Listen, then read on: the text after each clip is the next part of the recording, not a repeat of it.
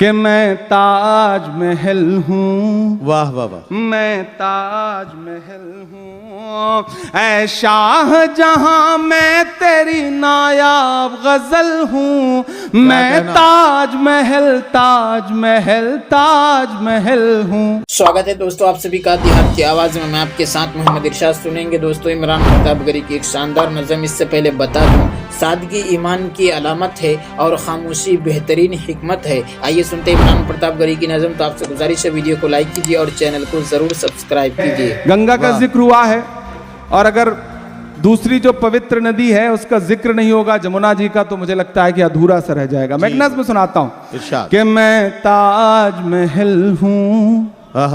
ان دنوں جب ہندوستان میں ٹرینڈ چلا ہے نا، نام بدل دو، نشانیاں مٹا دو، یہ کر دو وہ کر دو، تو مجھے لگتا ہے شاعر جو ہے نا اپنے وقت کا سب سے بڑا مورخ ہوتا ہے۔ اس کی ذمہ داری ہے کہ وہ درج کرے چیزوں کو۔ میں ان دنوں کوشش کر رہا ہوں کہ ایسے تمام جو عمارتیں ہیں، جو نشانیاں ہیں، جو وراثت ہیں، میں ان پر نظم کہوں۔ میں نے لال قلعے پر نظم کہی، میں تاج محل پر آپ کو ایک نظم سناتا ہوں۔ اور اگر لگے کہ عمران کا لہجہ بول رہا ہے اس میں، تو بہت سنجیدہ ہو گئے تھے آپ، مجھے ایک بار دعا دے کے بتائیے، میں شروع کرتا ہوں۔ بہت محبتوں سے سن رہے ہیں آپ۔ فرحان بھائی بہت شاندار آدمی ہیں، اور اللہ نے ان کو سارے ہنر دیے ہیں ندیم بھائی، جی سارے۔ پچھلے دنوں دلی آئے، دلی ایئرپورٹ پر اترے تو باہر ایک بھکاری تھا، باہر نکلے، اس نے کہا صاحب کئی دن سے بھوکا ہوں، کچھ کھانے کو دے دو۔ انہوں نے جیب سے 500 کی نوٹ نکالی، بولے کہا تمہارے پاس چینج ہے؟ تو بولے کتنا؟ بولے 400۔ اس نے جیب سے 400 نکالی، بولے صاحب لے لو 500 دے دو۔ انہوں نے کہا تمہارے پاس تو پیسے ہیں، جاؤ اسی سے کچھ کھا لے۔ یہ فرحان صاحب ہیں، اللہ ان کو سلامت رکھے، بارہ بنکی کے ہیں، اوپر سے دبئی میں ہیں، تو وہ سارے کمبینیشن اتنے خوبصورت مل گئے ہیں کہ ایسے ہی چلتا رہے، جشن اردو کا جشن منتا رہے۔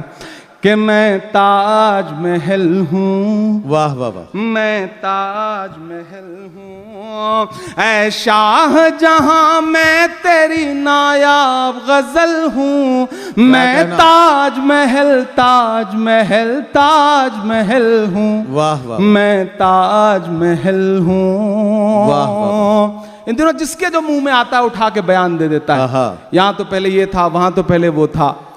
میں بند پڑھتا ہوں، سنیے گا۔ پہلی نئی سی نظم ہے، راستے میں ہوئی ہے، آپ دعا دے دیں گے تو انشاءاللہ پوری دنیا میں پڑھوں گا۔ میں تاج محل ہوں، اے شاہ جہاں میں تیری نایاب غزل ہوں، میں تاج محل تاج محل تاج محل ہوں، میں تاج محل ہوں۔ کہ بہتی ہوئی جمنا کی روانی میں ہوں شامل۔ کیا کہنا؟ تیار رہنا۔ بہتی ہوئی جمنا کی روانی میں ہوں شامل، ہر ایک محبت کی کہانی میں ہوں شامل۔ واہ واہ واہ واہ واہ۔ اور یہاں اس طرف، وہاں اوپر، اگلے جو 2 مصرے ہیں نا، آپ سنیں گے تو آپ کو لگے گا کہ آپ کی طرف سے کسی سے کہا جا رہا ہے۔ جی تیار رہنا۔ کہ بہتی ہوئی جمنا کی روانی میں ہوں شامل، واہ واہ واہ، ہر ایک محبت کی کہانی میں ہوں شامل، واہ، جو آج میرا نام مٹانے پہ تلے ہیں۔ تیار رہنا دبئی والوں، کہ جو آج میرا نام مٹانے پہ تلے ہیں، وہ یاد کریں ان کی جوانی میں ہوں شامل۔ واہ واہ واہ واہ واہ واہ واہ۔ کمزور تالی آئی ہے، اتنے سے کام نہیں چلے گا۔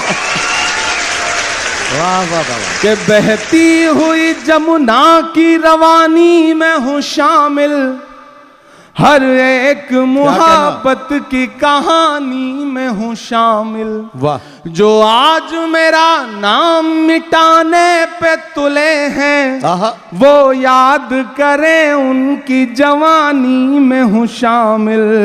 میں اب آئیے دوستو ندائے منبر و محراب کتاب سے سنتے ہیں کچھ بہترین باتیں۔ چونکہ پاکستان میں بے روزگاری عام ہے، اس لیے کئی مذاہب کے مبلغوں نے نوجوانوں کو روزگار کا لالچ دے کر گمراہ کیا، مرزائیوں نے پاکستانیوں کو مرزائی بنانے کے لیے ایک نکاتی منصوبہ بنایا کہ جو مسلمان مرزائی ہوگا اس کے تعلیمی اخراجات جماعت برداشت کرے گی، اسے نوکری دلوا کر اس کی شادی بھی کرا دے گی، جس پر کئی نوجوانوں نے مرزائیت کا طوق اپنے گلے میں ڈال لیا۔ ایک مرتبہ حضرت مولانا احمد علی لاہوری علامہ ڈاکٹر اقبال کے ہاں پہنچے تو وہاں وہ حجامت بنوا رہے تھے۔ باتوں باتوں میں مولانا موصوف نے پوچھا کہ ڈاکٹر صاحب نوجوان زیادہ تر مرزائی کیوں ہو رہے ہیں؟ تو علامہ اقبال نے منہ کی طرف اشارہ کر کے فرمایا، مولوی صاحب روٹی کے لیے مرزائی بیٹی کا رشتہ دیتے ہیں اور نوکر بھی کرا دیتے ہیں، نوجوان کو اور کیا چاہیے؟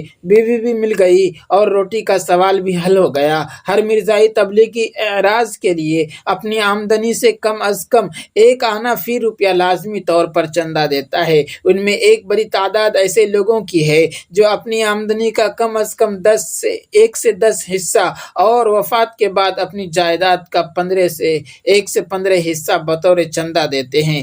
مفت لٹریچر اور کتابوں کے علاوہ صرف پاکستان سے مختلف ناموں سے ان کے 10 ماہانہ رسائل نکلتے ہیں۔ عیسائیوں کی سرگرمیاں آپ جانتے ہیں کہ مسیحیت وہ کیا گزرا مذہب ہے جسے اپنے اصل مرکز یعنی یورپ میں بھی پذیرائی حاصل نہیں ہے، اور لوگ عیسائیت کو چھوڑ کر تو ملحد ہو رہے ہیں اور یا پھر دوسرے مذاہب بالخصوص اسلام کو قبول کر رہے ہیں۔ گرجے ویران ہیں اور پادری پریشان ہیں کہ لوگوں کو کیسے مسیحی مذہب کی طرف مائل رکھیں۔ بائبل کو کوئی پڑھنے کے لیے تیار نہیں، لیکن یہی پادری مبلغ اور عیسائی مشنریاں غریب مسلمان ممالک میں دن رات عیسائیت کی تبلیغ کر رہے ہیں۔ 2 جنوری 1979 کے روزنامہ جنگ میں ایک خبر شائع ہوئی تھی کہ عالمی پیمانہ پر عیسائیت کی تبلیغ کے لیے $1 ارب یعنی 10 ارب روپے کا منصوبہ امریکہ میں قائم صرف ایک تنظیم نے بنایا ہے۔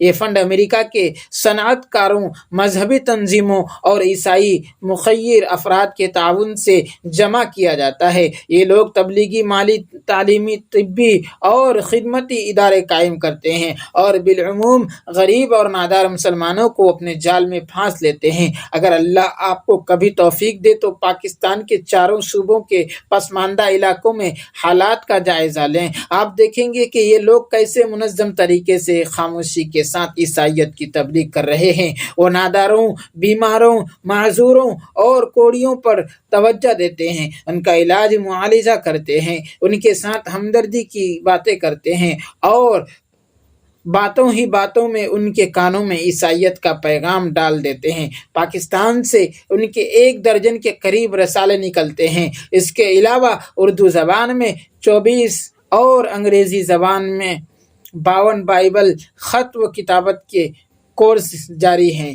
ریڈیو، ٹی وی اور ویڈیو فلموں سے بھی وہ عیسائیت کی تبلیغ کرتے ہیں۔ ان کے ذرائع ابلاغ اور مسیحی مشنریوں کی کوششیں ضائع نہیں کی گئیں۔ اس کے اندازہ آپ اس سے لگائیں کہ قیام پاکستان کے بعد پہلی مردم شماری 1951 میں ہوئی۔ اس وقت مسیحی آبادی 4,34,000 تھی اور 1981 کی آخری مردم شماری کے وقت یعنی 30 سال کی مدت میں ان کی تعداد 13,10,462 تک پہنچ گئی، یعنی 202% کے قریب اضافہ ہو گیا، جبکہ مسلمان آبادی میں اضافہ صرف 149% ہوا۔ خدارا ان اعداد و شمار پر ٹھنڈے دل سے غور کیجیے اور بتائیے کہ اگر ان میں 10% بھی سچائی ہو اور واقعی کچھ مسلمان ہماری توجہ اور ہمدردی سے محروم ہونے کی وجہ سے عیسائیت اور قادیانیت کی گود میں چلے گئے ہیں تو کیا ہم سے اس بارے میں قیامت کے دن کچھ بھی پوچھ نہیں ہوگی؟ اگر یہ لوگ اپنے اپنے مردود مذاہب کی تبلیغ اور اشاعت پر اربوں ڈالر خرچ کر سکتے ہیں